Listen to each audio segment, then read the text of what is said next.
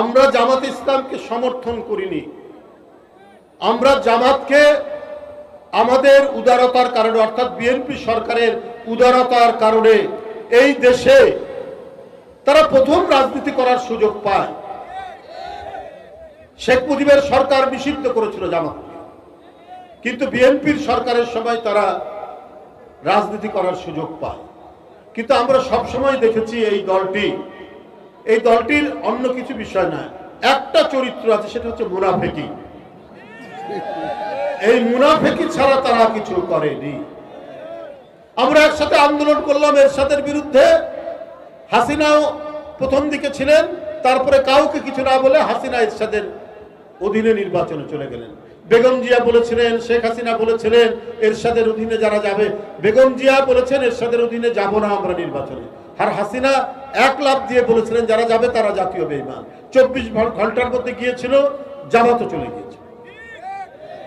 এই যে ছাত্র জনতার এই আন্দোলন, এই রক্ত ঝরা আন্দোলন, ওইদিকে বেগম রোকেয়া বিশ্ববিদ্যালয়ের আবু সাইদ সে বুক চিতিয়ে বুলেট বরণ করে নিয়ে আমাদের আন্দোলনের ইতিহাসের যে জয় পতাকা উড্ডীন করেছিল আকাশে, তারই অনুপ্রেরণায় ঢাকায় দেখেছি মুগ্ধকে, আমরা দেখেছি আহলাবকে, আমরা দেখেছি একের পর এক ওই শিশু বাচ্চারা নিজের আত্মদানের মধ্যে দিয়ে শেখ হাসিনার মতো এক ভয়ঙ্কর নৃশংস একজন দানবকে বাংলাদেশ থেকে যখন বিতাড়িত করালো এই সাহসী বীররা, তার কয়েকদিন পর জামাত বলে বসলো আমরা আওয়ামী লীগের সবকিছু মাফ করে দিব।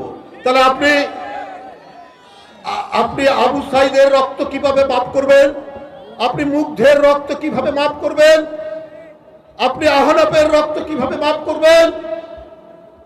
আপনি বলে দিলেন যে ভারত এক ভয়ঙ্কর উদ্দেশ্য নিয়ে বাংলাদেশকে করায়ত্ত করার জন্য হাসিনাকে সমর্থন করে গেছে, এখনো করছে।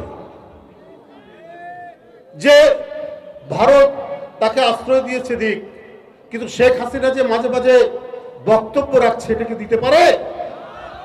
শেখ হাসিনার পাসপোর্ট নেই, তার ভিসা নেই, ভিসাহীন একটি ব্যক্তি অপরাধী। সেই অপরাধী ব্যক্তি কি করে বাংলাদেশের বিরুদ্ধে ভারত থেকে কথা বলতে পারে? অথচ ভারত তাকে সেই প্রশ্রয় দিচ্ছে।